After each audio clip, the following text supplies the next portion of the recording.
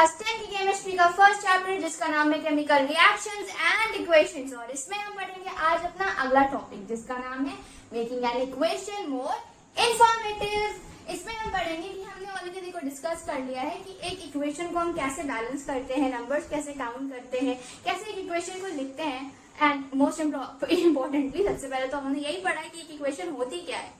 अब हम क्या करेंगे, हम अगर वो इक्वेशन लिख लिए, हमें उसे और इन्फॉर्मेटिव बनाना है और इन्फॉर्मेटिव बनाना है। उसी इक्वेशन के थ्रू हम चाहते हैं कि हम और भी सारी जो जितनी जानकारी है वो भी दे दें। तो हम उसको किन किन तरीकों से कर सकते हैं?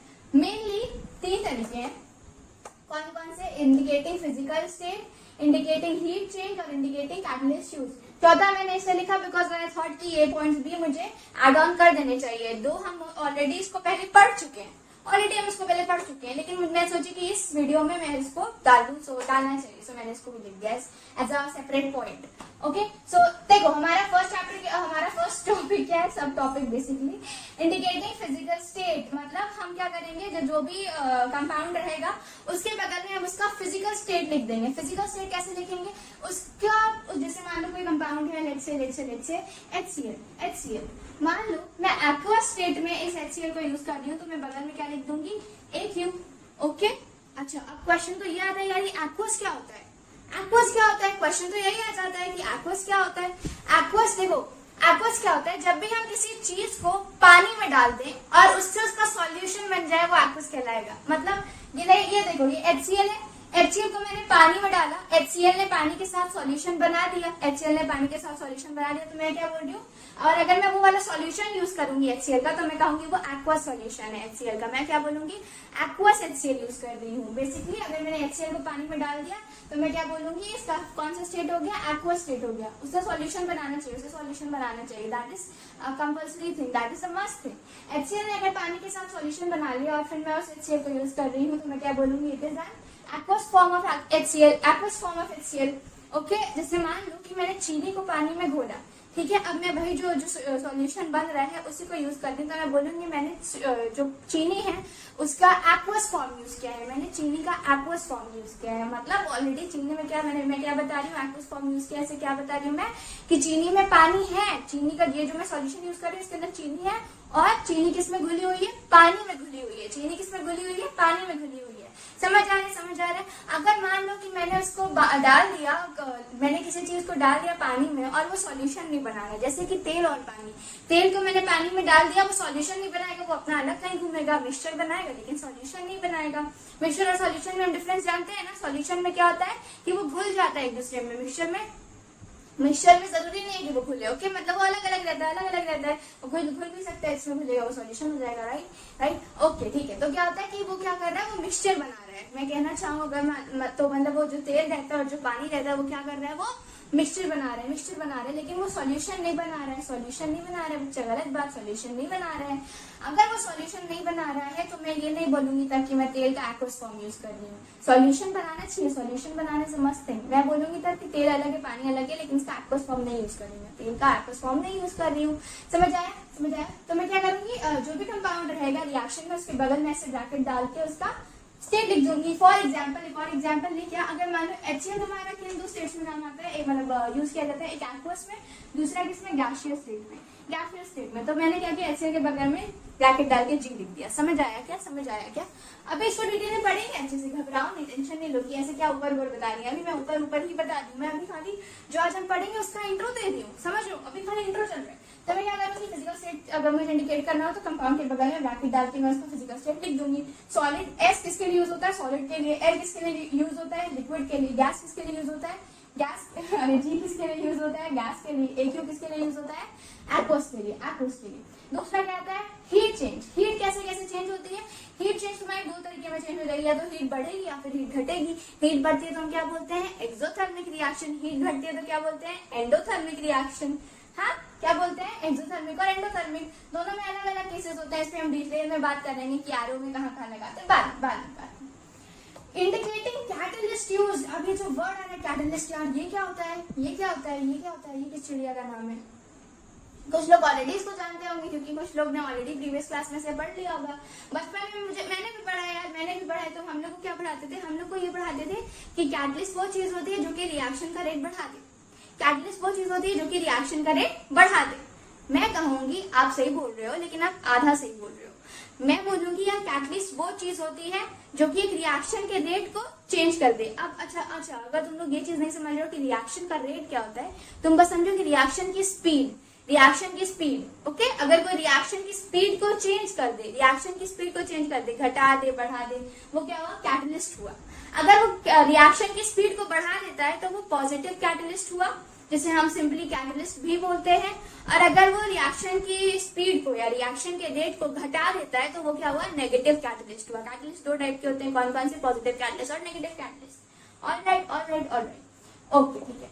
आप देखो फोर्थ पॉइंट जो है क्या, हमने ऑलरेडी इसके बारे में डिस्कस कर लिया क्या? ऊपर एरो हम क्या करेंगे, अगर कहीं से भी कोई कंपाउंड मान लो कि उस जगह से, मतलब let's say ZnSO4 plus H2 हो रहा था, तो H2 वहां से निकल रहा था, तो मैं उसके बगल में क्या डाल रही थी? ऊपर एरो डाल दे रही थी। अगर कोई भी चीज इवॉल्व हो रही है, वहां से इवॉल्व हो रही है, निकल रही है, तो उसके बगल में मैं ऊपर की तरफ एरो डाल दूंगी, ऊपर वाला एरो डाल दूंगी। अगर कहीं प्रेसिपिटेट बन रहा है, कोई कंपाउंड प्रेसिपिटेट बन रहा है, जैसे कि कैल्शियम कार्बोनेट, मेरी आज टंग बहुत ज्यादा स्लिप कर रही है, I am so sorry about that, but anyways calcium carbonate जो है वो प्रेसिपिटेट बन रहा था। कौन सी रिएक्शन में? CaOH plus carbon dioxide gives CaCO3 plus H2O। Okay, तो CaCO3 हमारा क्या बन रहा था? CaCO3 हमारा प्रेसिपिटेट था, तो मैंने इसके बगल में क्या किया था? नीचे की तरफ एरो डाल दिया था। कलर में क्या होता है कि अगर मान लो मैंने इतने सारे मैंने रिएक्शंस करवाए हैं, उसके नीचे मैंने उसका कलर कैसे डाला है? ब्रैकेट लगा के डाला है, ब्रैकेट लगा के डाला है, ओके, ब्रैकेट लगा के डाला है। मान लो मैं बोल रही हूँ CUS, कहीं रिएक्शन है कोई, ठीक है, उसमें CUS बन रहा है, तो उसके नीचे मैं ब्लैक ऐसे ब्रैकेट लगा के डाल दूंगी, ऐसे ब्लैक में कैसे ब्रैकेट लगा के डाल दूंगी, ब्लैक में ब्रैकेट लगा के नीचे डाल दूंगी, उसका कलर में नीचे ब्रैकेट लगा के डाल देंगी। समझ आ रहा है क्या? ओके, ठीक है, तो इसको छापो जल्दी से, ये मत छापो, ये एग्जाम्पल वापस मैं दे रही हूँ, अच्छे से दूंगी यार एग्जाम्पल, चिंता नहीं करो, छापो जल्दी से। 3, 2, 1 छाप दिया क्या? चलो, इंडिकेटिंग फिजिकल स्टेट्स हमारा पहला सब टॉपिक। देखो, इसमें मैंने तुम्हारे लिए 4 रिएक्शंस लिखे हैं, क्योंकि मुझे लगा शायद 4 रिएक्शंस में कॉन्सेप्ट क्लियर हो जाए। सबसे पहला रिएक्शन देखो, हम ऑलरेडी इसमें बात कर चुके हैं, क्या हमने इसकी बात की थी? Evolution of gas, characteristics of a chemical reaction में इवोल्यूशन ऑफ गैस में बात की थी। हम क्या कर रहे थे? जिंक ले रहे थे, किसमें ले रहे थे? जिंक लंप ले रहे थे, या फिर उसके ग्रेन्यूल्स ले रहे थे। जिंक हम बेसिकली सॉलिड स्टेट में लेते हैं, सॉलिड स्टेट होता है जिंक का, तो मैंने ब्रैकेट के अंदर S लिख दिया है, which is a symbol for solid. फिर हम H2SO4 कैसे ले रहे थे? एक्वस के फॉर्म में ले रहे थे। HCl, H2SO4 ये सब तुमको यूजुअली जनरली एक्वस के फॉर्म में मिलेंगे, कहीं तुम्हें गैस के फॉर्म में HCl वगैरह HCl मिल जाता है, ठीक है। तो H2SO4 तुम्हें एक्वस के फॉर्म में, H2SO4 कैसे मिल रहा है?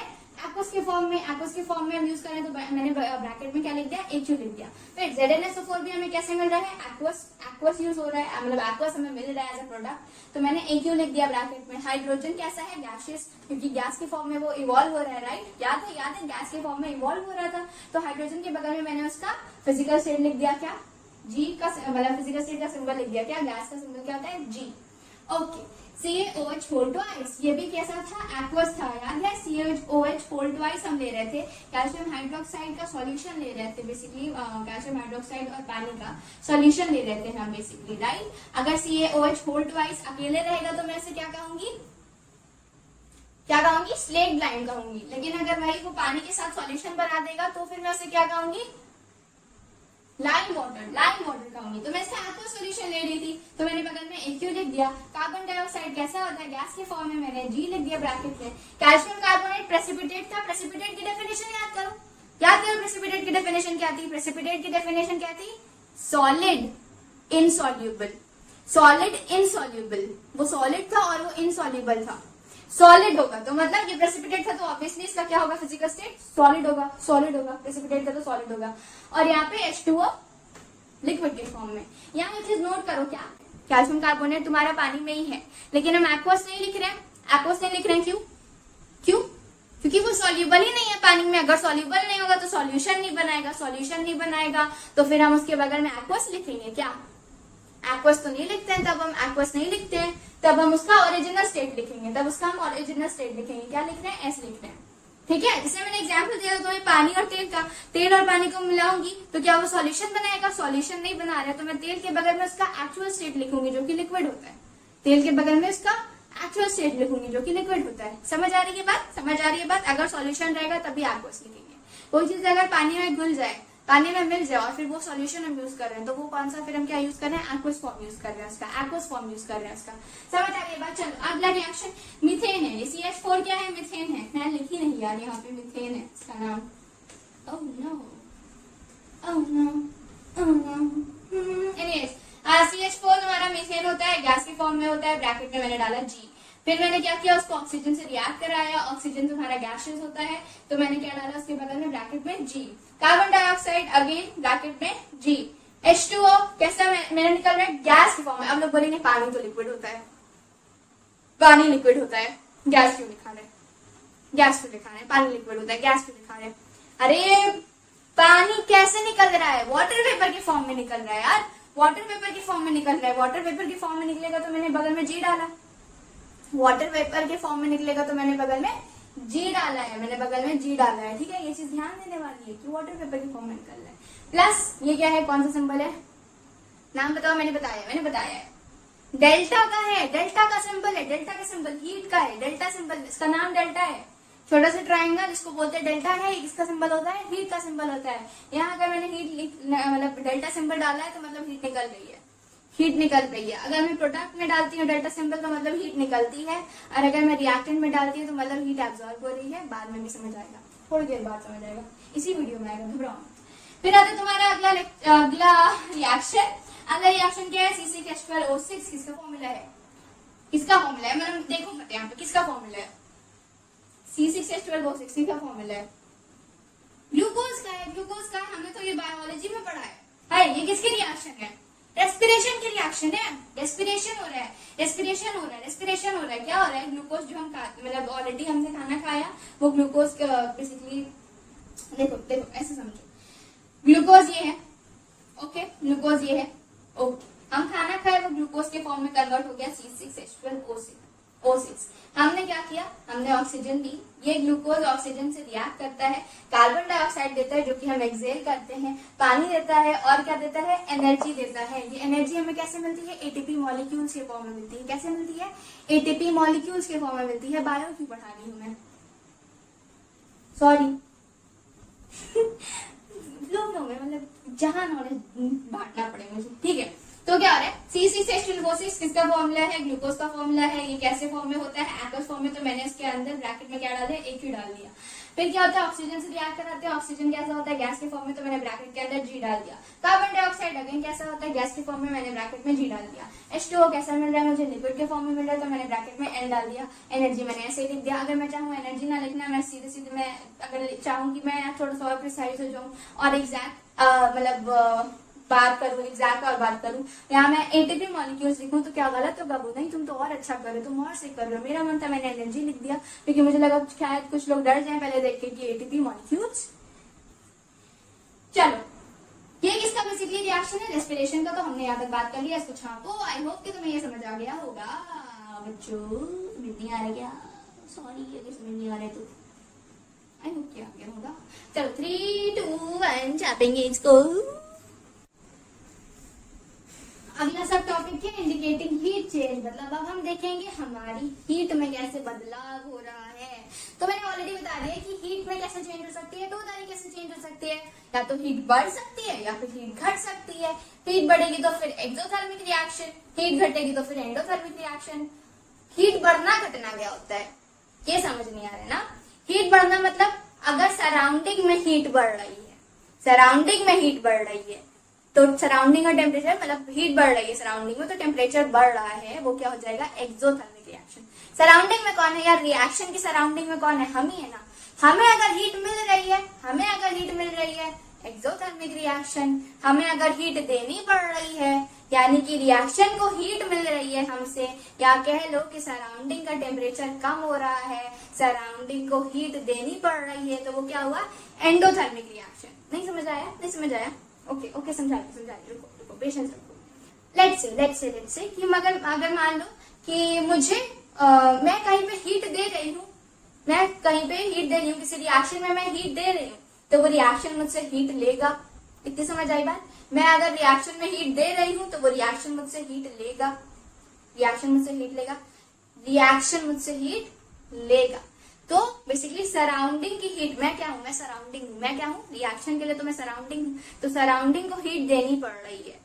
सराउंडिंग की मेरी खुद की हीट कम हो रही है, तब मैं उसको अपनी हीट दे रही हूँ। सराउंडिंग की हीट कम हो रही है, सराउंडिंग का टेम्परेचर कम हो रहा है, सराउंडिंग ठंडा हो रहा है, endothermic reaction, endothermic reaction, endothermic reaction. Exothermic में क्या होता है, जो रिएक्शन है वो मुझे हीट देगा, वो मुझे हीट देगा, मेरे पास हीट बढ़ रही है, हीट बढ़ रही है, मेरा टेम्परेचर बढ़ रहा है, exothermic reaction, exothermic reaction. Okay, अगर दूसरे तरीके से समझना चाहो तो एंडोथर्मिक रिएक्शन क्या होता है, अगर रिएक्शन जो रिएक्शन जहाँ पे हो रहा है वो तुम्हारा हीट एब्जॉर्ब करेंगे तो एंडोथर्मिक रिएक्शन, अगर वो हीट देंगे तो एक्सोथर्मिक रिएक्शन। जैसे भी तुम अगर सराउंडिंग के टर्म्स में समझना चाहो, रिएक्टेंट्स के टर्म में समझना चाहो, कोई एक समझना, कोई एक चीज को लेके समझना, वरना दोनों अगर अभी समझोगे तो थोड़ा सा कंफ्यूज हो जाओगे, तो कोई एक चीज लेके समझना, ठीक है। ओके, तुम्हारा मन तो दोनों लेके समझोगे, कंफ्यूज नहीं हो रहा तो अच्छी बात है। चलो ये देखो, हमने ऑलरेडी इसके बारे में डिस्कस कर लिया है क्या, रिएक्टेंट और प्रोडक्ट। एक एरो मतलब बेसिकली हम एक इक्वेशन को कैसे लिखते हैं, हमारा एरो की टेल पे रिएक्टेंट होता है, एरो की हेड पे प्रोडक्ट होता है। मैं वापस से रिवीजन करा दूं क्या, एरो की टेल पे रिएक्टेंट होता है, एरो की हेड पे, ये हेड है एरो का, एरो की हेड पे प्रोडक्ट होता है, एरो की टेल पे रिएक्टेंट होता है, एरो की टेल पे रिएक्टेंट होता है। समझ आई क्या बात। मैं लेफ्ट राइट करके नहीं बता रही हूँ, बुक्स में वैसे लेफ्ट राइट करके भी दिया हुआ है, हेड टेल करके भी दिया हुआ है। मुझे हेड टेल वाला चीज ज्यादा अच्छा लगता है, क्योंकि मान लो मैंने इसको पलट भी दिया तो तुम लोग कंफ्यूज नहीं होगे, तुम खाली इतना देखोगे, तुम खाली इस चीज में फोकस करोगे, हेड का है, हेड जहाँ पे होगा वो प्रोडक्ट, टेल का है वो रिएक्टेंट। समझ आई बात, समझ आई बात। ओके, एंडोथर्मिक रिएक्शन में क्या होता है, हम रिएक्टेंट को हीट दे रहे हैं, रिएक्टेंट को हीट मिल रही है, रिएक्टेंट को हीट मिल रही है, और वो हीट के साथ वो रिएक्टेंट फिर क्या कर रहा है, अपना रिएक्शन कर रहा है। हीट बेसिकली तुम्हारा खुद एक रिएक्टेंट की तरह काम कर रही है, सच्ची बताऊं, सच्ची बताऊं, हीट तुम्हारा खुद एक रिएक्टेंट की तरह काम कर रही है। हीट एक खुद रिएक्टेंट की तरह मिलकर दूसरे रिएक्टेंट के साथ फिर वो क्या कर रही है, रिएक्शन परफॉर्म कर रही है। तो अगर कोई चीज रिएक्टेंट की तरह काम करती है तो उसे मैं कहाँ लिखती हूँ, रिएक्टेंट साइड पे। तो हीट तुम्हारा खुद एक रिएक्टेंट की तरह काम कर रही है, तो मैंने उसे क्या किया, रिएक्टेंट साइड पे लिखा। एंडोथर्मिक रिएक्शन में हम हीट को कहाँ लिखेंगे, डेल्टा से रिप्रेजेंट करते हैं, इतना तो समझ आ गया। तो हम क्या करेंगे, हीट को कहाँ लिखेंगे, हीट को या फिर हम रिएक्टेंट साइड पे लिखेंगे या फिर हम एरो के ऊपर लिखेंगे। हीट को हम कहाँ लिखेंगे, रिएक्टेंट साइड पे लिखेंगे या फिर एरो के ऊपर लिखेंगे। क्यों लिखेंगे, क्योंकि हीट जब हम रिएक्शन को दे रहे हैं तभी रिएक्शन परफॉर्म हो रहा है। तो बेसिकली हीट तुम्हारा खुद एक रिएक्टेंट की तरह काम कर रही है। अगर हम हीट ना दें तो कुछ ऐसे रिएक्शन होते हैं जिसमें रिएक्शन ही ना परफॉर्म हो, जिसमें खुद रिएक्शन परफॉर्म ना हो, जैसे कि मैग्नीशियम और ऑक्सीजन वाला चीज था, मैग्नीशियम ऑक्सीजन वाला चीज था, जब तक उसको हम जलाएंगे नहीं तब तक होगा नहीं। लेकिन दो क्या है, एक्सोथर्मिक रिएक्शन है। क्यों एक्सोथर्मिक रिएक्शन है बता दी उनको बता दी। एनीवेज मूविंग फॉरवर्ड, हाँ हम क्या बोल रहे थे, हम ये बोल रहे थे कि मैं अगर हीट दे रही हूँ, उसे हीट दे रही हूँ, तो वो कहा बेसिकली वो हीट क्या कर रहा है, वो रिएक्टेंट्स के साथ मिलके क्या कर रहा है, रिएक्शन परफॉर्म कर रहा है। वो रिएक्शन परफॉर्म करने में मदद कर रहा है। रिएक्शन कौन परफॉर्म कराते हैं, कौन परफॉर्म करते हैं यार, रिएक्टेंट्स ही ना करते हैं, रिएक्टेंट्स ही ना करते हैं। तो रिएक्टेंट्स में मैं लिख दे रही हूँ, या फिर मैं उसे एरो पे लिख देती हूँ, एरो पे लिख देती हूँ, एरो पे लिख देती हूँ, ठीक है, कहीं पर लिख दूँ, मेरी मर्जी। ओके, इन दो में से कहीं पर भी, बस यहाँ नहीं लिखना, प्रोडक्ट में नहीं लिखना, गलत हो जाएगा। वो एक्सोथर्मिक का केस होता है। एक्सोथर्मिक में क्या होता है, एक्सोथर्मिक में रिएक्टेंट क्या दे रहा है, रिएक्शन जो पूरा हो रहा है वो हमें फाइनली हीट देता है। रिएक्शन पूरा क्या होता है, हमें हीट देता है, हमें हीट मिलती है। हमें जो भी चीज मिल रही है रिएक्शन के बाद जो भी चीज हमें मिल रही है उसे हम क्या कहते हैं, प्रोडक्ट कहते हैं। हमें अगर रिएक्शन के बाद हीट मिल रही है तो जो हीट है वो बेसिकली एक प्रोडक्ट की तरह काम कर रही है, तो मैं उसे कहाँ लिखूंगी, उसे मैं लिखूंगी प्रोडक्ट साइड पे। समझ आ गया, आसान चीज है ना, आसान चीज है ना। अगर मुझे रिएक्शन के बाद जो भी चीजें मिल रही है मैं उसे प्रोडक्ट पे लिखती हूँ। एक्सोथर्मिक में मुझे रिएक्शन के बाद हीट मिलती है, हीट बेसिकली तब क्या हुआ, प्रोडक्ट की तरह काम कर रहा है, तो मैंने क्या किया, उसे प्रोडक्ट की साइड पे लिखा। जैसे कि मैग्नीशियम ऑक्सीजन ये क्या कर रहा है, एमजीओ देगा और क्या देगा, हीट देता है, एक्सोथर्मिक रिएक्शन होता है। अच्छा ये सवाल आता है कि यार मैं मैग्नीशियम को शुरुआत में जब ये एक्सपेरिमेंट याद करूँ तो मैंने मैग्नीशियम ऑक्सीजन का रिएक्शन कराया था, तो मैंने उसको हीट प्रोवाइड की थी शुरुआत में। ओके, रिमेम्बर, मतलब याद आ रहा है थोड़ा सा कि हम क्या करते थे, बेंजीन बर्नर था, उसमें मैग्नीशियम स्ट्रिप को जलाते थे ऑक्सीजन के प्रेजेंस में, तो फिर हमें मैग्नीशियम ऑक्साइड मिलता था। तो मैं क्या कर रही थी, उसे हीट दे रही थी, बेसिकली मैग्नीशियम को मैं हीट दे रही थी। तब तो ये एंडोथर्मिक रिएक्शन होना चाहिए, हम एक्सो की बोल रहे हैं, क्योंकि फाइनली बाद में हमें हीट मिल भी तो रही है, हमें फाइनली बाद में हीट मिल भी रही है। तो लेकिन तब भी क्वेश्चन आता है यार हीट मिल रही है लेकिन हीट हम दे भी तो रहे हैं, तो उसको एंडोथर्मिक एक्सोथर्मिक दोनों बोलो तब। लेकिन हम ऐसा नहीं करते, हम उसे एक्सोथर्मिक क्यों बोलते हैं, क्योंकि ओवरऑल हम हमें हीट मिल रही होती है, ओवरऑल हमें हीट मिल रही होती है। नहीं समझ आ रहा है? बता रही। मान लो कि मैं उसको 5 जूल हीट दे रही हूँ, मैं उसे मान लो, मैं एग्जैक्ट तुमको नंबर्स नहीं बता रही, खाली अज्यूम करा रही हूँ। इमेजिन करो कि मैं उसे 5 जूल हीट दे रही हूँ रिएक्शन कराने के लिए, बदले में मुझे वो 10 जूल हीट दे रहा है, 10 जूल हीट दे रहा है, 10 जूल हीट दे रहा है। 5 जूल मैंने उसे दी और मुझे बदले में 10 जूल हीट दे रहा है। नेट तो मुझे हीट मिली ना, नेट हीट तो मुझे मिली कितनी, 5 जूल की। नेट किसको हीट मिल रही है? नेट क्या हो रहा है, उसे हीट देनी पड़ रही है। नेट क्या हो रहा है, उसे हीट देनी पड़ रही है। वो मुझे 5 जूल हीट वापस, मतलब ओवरऑल वो मुझे 5 जूल हीट दे रहा है, ओवरऑल मुझे वो 5 जूल हीट दे रहा है। तो ओवरऑल अगर कहीं पे जो रिएक्शन है वो हीट देगा तो वो होगा एक्सोथर्मिक, और अगर ओवरऑल कहीं पे रिएक्शन हीट लेगा तो वो होगा एंडोथर्मिक। समझ आ रही है बात? समझ आ रही है बात? Okay, very nice, very nice. चलो इसको छापो,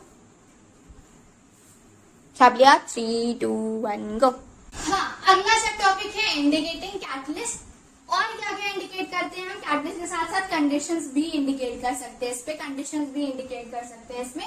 तो मैंने उन दोनों को कंबाइन कर दिया मैंने दो अलग अलग टॉपिक्स को मैंने कंबाइन कर दिया, आसान भी रहेगा।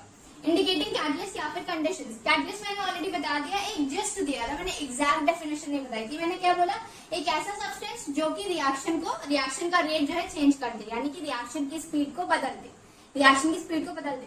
कंडीशन क्या होती है? कंडीशन जो कि बहुत इंपॉर्टेंट सी कंडीशन है। क्या है वो इंपॉर्टेंट कंडीशन? वो इंपॉर्टेंट कंडीशन ये है कि वो खुद कंज्यूम नहीं होगी, खुद कंज्यूम नहीं होगी। मतलब जितना वो रिएक्शन की शुरुआत में थी, उतना ही वो रिएक्शन के बाद में भी रहेगी, मान लो 5 ग्राम वो चीज शुरुआत में थी, तो जब रिएक्शन हो जाएगा तब भी वो खुद कंज्यूम नहीं होगी, वो तब भी 5 ग्राम ही रहेगी, समझ आ रहा है? ओके। कैटलिस्ट वो होता है, 2 टाइप की कैटलिस्ट होते हैं। पॉजिटिव कैटलिस्ट जिसमें जो कि क्या करेंगे, तुम्हारा रेट या फिर स्पीड बढ़ाएंगे। नेगेटिव कैटलिस्ट जो कि रेट घटाएंगे। पॉजिटिव कैटलिस्ट को हम जनरली कैटलिस्ट भी कहते हैं। ओके, जनरली कैटलिस्ट भी कहते हैं। चलो, अब मैंने इसके 2 एग्जांपल्स दिए हैं। मैंने सोचा था कि 3 दूंगी, बट बोर्ड में जगह नहीं थी, फिर मैंने सोचा इतना इंपॉर्टेंट भी नहीं है, तो मैंने काट दिया वो वाला। ओके, चलो, पहला रिएक्शन ये तो बहुत इंपॉर्टेंट है। कार्बन मोनोऑक्साइड प्लस हाइड्रोजन क्या दे रहा है हमें? मेथनॉल दे रहा है। मेथनॉल का फॉर्मूला याद कर लो, क्या है मेथनॉल का फॉर्मूला? CH3OH। अच्छा, ये चीज ध्यान रखो, क्या कैटलिस्ट को हम इंडिकेट कैसे करते हैं? कैटलिस्ट को हम एरो के ऊपर या नीचे, या फिर कंडीशंस को कैसे इंडिकेट करते हैं? एरो के ऊपर या नीचे। हम क्या करेंगे? एरो के ऊपर या नीचे कैटलिस्ट और कंडीशन को इंडिकेट कर देंगे। अच्छा, ऐसा नहीं कि मैंने बोला ऊपर या नीचे, तो ये नहीं कि मतलब मैंने ऊपर की जगह छोड़ दी, उसके बाद मैं डायरेक्ट नीचे लिखना चालू कर दी। मतलब मैं डायरेक्ट ऐसे नहीं लिख रही कि 300 ATM और 300 केल्विन टेम्परेचर, नीचे नहीं लिख रही, ऊपर छोड़ दी, नीचे लिख रही। कंडीशन गलत है। हमने पहले क्या करना है, हमने ऊपर जो जगह है उसे फिलअप करना है। ये भर जाएगी तब हम नीचे आएंगे। ऊपर जो जगह है उसे फिलअप करना है। एरो के ऊपर का है जो भी लिखना है मुझे, मैं लिखूंगी। नीचे जो है मैं बाद में लिखूंगी, अगर ऊपर जगह नहीं रहेगी तब। तब मैं नीचे लिख दूंगी। तो एरो पे हम क्या करते हैं, कंडीशंस अपनी या फिर कैटलिस्ट अपना डिनोट करते हैं। कंडीशंस बेसिकली आप क्वेश्चन याद है कि कंडीशन या कैसी कंडीशन तुम्हारी प्रेशर, टेम्परेचर और भी ढेर सारी कंडीशन। अब एग्जांपल्स आएंगे तो देखोगे। जैसे पहले वाले में प्रेशर और टेम्परेचर है तुम्हारी कंडीशन, दूसरे वाले में सनलाइट और क्लोरोफिल है तुम्हारी कंडीशन। मैं एग्जाम्पल्स के साथ समझाना चाह रही थी वो, खैर एनीवेज। कार्बन मोनोऑक्साइड और हाइड्रोजन कंडीशन क्या है? ये रिएक्शन तब तक नहीं होगा जब तक हम इसे 300 एटमॉस्फेयर प्रेशर और 300 केल्विन टेम्परेचर ना दे दें। तो ये कंडीशन हो गई। कंडीशन ऐसी चीज होती है बेसिकली, कंडीशन एक ऐसा कंडीशन होती है बेसिकली जिसके बिना हम वो रिएक्शन नहीं कर सकते। ये कंडीशन फुलफिल करना जरूरी है, तभी वो रिएक्शन हो पाएगा, वरना वो रिएक्शन नहीं हो पाएगा। ठीक है, तो 300 एटमॉस्फेयर प्रेशर अगर नहीं रहेगा या फिर 300 केल्विन टेम्परेचर नहीं रहेगा तो फिर ये रिएक्शन नहीं होगा। तो ये कंडीशन मैंडेटरी है इन लोगों को कराना। ये कंडीशन होनी चाहिए, क्या? 300 एटमॉस्फेयर प्रेशर और 300 केल्विन टेम्परेचर। अच्छा, और इसमें क्या कैटलिस्ट यूज करना है? कैटलिस्ट है जिंक ऑक्साइड और क्रोमियम ऑक्साइड। ये दो कैटलिस्ट हम यूज कर रहे हैं। तो ये क्या कर रहे हैं बेसिकली, इस रिएक्शन की स्पीड को बढ़ा दे रहे हैं। CH3OH बना दे रहे हैं, जो कि होता है मेथनॉल। दूसरा देखो, दूसरे में कंडीशंस क्या है? दोनों कंडीशंस ये है, क्या? सनलाइट और क्लोरोफिल। अब लोग सोच रहे हैं ये रिएक्शन देखी लग रही है। हाँ भाई, ये रिएक्शन देखी मतलब हाथ देखी रिएक्शन है। बचपन से पढ़ते हैं, क्लास 6 में देखे होगे, क्लास 8 में देखे होगे, मतलब हर जगह देखे होगे। कौन सी रिएक्शन है? बायोलॉजी फिर से आ गया तुम्हारा। क्या बन क्या रहा है यहाँ पे? ग्लूकोज आया है। कुछ याद आ रहा है क्या तुम्हें इससे फोटोसिंथेसिस याद आ रहा है क्या? बोलो हाँ या ना, बोलो हाँ या ना। तो क्या होता था बेसिकली, फोटोसिंथेसिस कौन कराता था? प्लांट्स कराते थे। प्लांट्स को किसकी किसकी जरूरत होती थी? कार्बन डाइऑक्साइड की जरूरत होती थी, पानी की जरूरत होती थी, सनलाइट की जरूरत होती थी। सनलाइट कौन एब्जॉर्ब करता था? क्लोरोफिल एब्जॉर्ब करता था। अगर क्लोरोफिल नहीं होगा तो फिर सनलाइट एब्जॉर्ब नहीं होगी, सनलाइट एब्जॉर्ब नहीं होगी तो ये रिएक्शन नहीं होगा। तो ये बेसिकली दो कंडीशंस है ना, क्योंकि अगर ये चीज नहीं होगी तो फिर ये रिएक्शन नहीं होगा। तो ये दो कंडीशंस है, क्लोरोफिल और सनलाइट, दो कंडीशंस है। ये दो कंडीशंस फुलफिल होनी चाहिए तभी फोटोसिंथेसिस होगा। हमें पता है अगर सनलाइट नहीं रहेगी तो फोटोसिंथेसिस नहीं होगा। सनलाइट अगर मान लो सनलाइट है भी, उस चीज के पास क्लोरोफिल नहीं होगा, उस प्लांट के पास क्लोरोफिल नहीं होगा, तब भी रिएक्शन नहीं होगा। तो इसलिए ये दो कंडीशन हमने लिखी, क्या? सनलाइट और क्लोरोफिल। हमने इसको एरो के ऊपर नीचे लिख दिया। तो देखो, कार्बन डाइऑक्साइड पानी रिएक्ट कर रहा है, क्या बना रहा है? ग्लूकोज और ऑक्सीजन बना रहा है, ग्लूकोज और ऑक्सीजन बना रहा है। आसान था बहुत, इजी था, समझ आया। कैटलिस्ट को हम एरो के ऊपर या नीचे लिखते हैं, कंडीशंस को भी हम एरो के ऊपर या नीचे लिखते हैं। पहले हम ऊपर साइड एरो फिल करेंगे, वहां पे अगर फिर जगह नहीं रहेगी तो फिर हम नीचे साइड जाएंगे। इसे जल्दी से छापो। चलो अगला हमारा सब टॉपिक, जो कि हम बेसिकली क्या बताए थे, evolution of a gas, formation of a precipitate और कलर वाला चीज। मतलब कि अगर कहीं गैस इवॉल्व होगी तो फिर उसे कैसे इंडिकेट करेंगे, प्रेसिपिटेट बनेगा तो उसे कैसे इंडिकेट करेंगे, कलर को कैसे इंडिकेट करेंगे। अगर कहीं पे एक गैस इवॉल्व हो रही है या फिर कोई भी चीज इवॉल्व हो रही है, इवॉल्व होना मतलब वहां से निकल जा रही है, ओके, गैस के फॉर्म में निकल जा रही है, तो हम क्या करेंगे? ऊपर की तरफ एरो देंगे। अगर कोई चीज वहां पे प्रेसिपिटेट बना रही है, प्रेसिपिटेट क्या होता है? वो सॉलिड होता है और वो जो भी तुम्हारा मिक्सचर बन रहा है उसमें इनसॉल्युबल रहेगा, वो डिसॉल्व नहीं होगा। फॉर एग्जाम्पल यहाँ पे देखो, कैल्शियम हाइड्रोक्साइड कार्बन डाइऑक्साइड के साथ रिएक्ट करेगा और हमें कैल्शियम कार्बोनेट देगा। ये कैल्शियम कार्बोनेट सॉलिड होता है और ये पानी के साथ सॉल्युबल नहीं है, ये अपना अलग घूमेगा, बोलेगा हट टेस्ट हो जा, मुझे नहीं रहना तेरे साथ, ऐसे करके। मतलब अपनी ही टशन, अपनी ही अकड़ है, पता नहीं क्यों है, टशन नहीं लगना। हाँ, एनीवेज कैल्शियम कार्बोनेट जो है, कैल्शियम कार्बोनेट प्रेसिपिटेट रहता है। प्रेसिपिटेट को कैसे इंडिकेट करते हैं? नीचे की एरो डाल दो यार बगल में, सिंपल, इजी। कलर को कैसे करेंगे? जो भी कंपाउंड है उसके नीचे ब्रैकेट डाल के कलर लिख दो, इसको छापो। इसमें कुछ एक्सप्लेन करने वाला नहीं है। आई होप कि समझ आ गया होगा। चलो, समझ आ गया क्या? छापो, 3, 2, 1, नाइस। चलो, इतना ही था यार पढ़ाने को, इतना ही था बस। आई होप कि बके ना होगे। सो एनीवेज, आज के लिए इतना ही। मिलेंगे आपसे अगले लेक्चर में। सो तब तक के लिए ध्यान रखें। Bye bye, take care, sayonara.